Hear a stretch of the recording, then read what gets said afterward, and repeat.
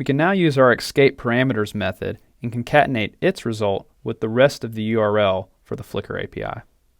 And I'll go ahead and turn the string into an NSURL object.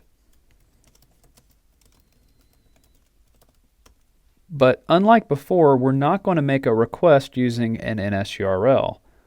Instead, we're going to use an NSURL request object, which is a class that we can wrap around an NSURL.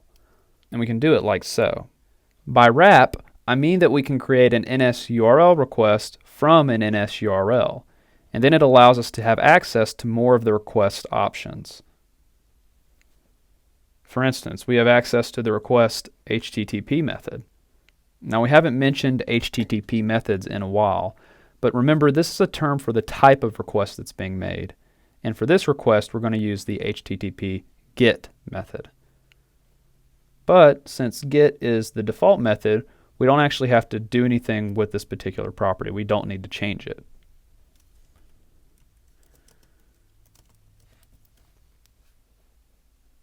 And I should also mention that when we're using an NSURL request, we actually can't change it. But there is a different class called NSMutableURL request that gives us more configurability for the request itself. It'll allow us to change the HTTP method, for instance. But we're not going to use that until later in this course.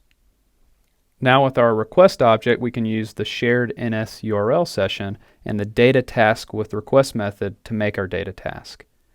And it takes that same trailing closure with the data, response, and error parameters. And I'll say if there's no error, then let's just print the data. And also, we'll need to remember to resume the task for the task to actually start. Now let's run the project. Grab an image. What's up with this output? It doesn't look like the JSON we've seen before in the API Explorer. Well, there's a reason for this, and let's tackle it next.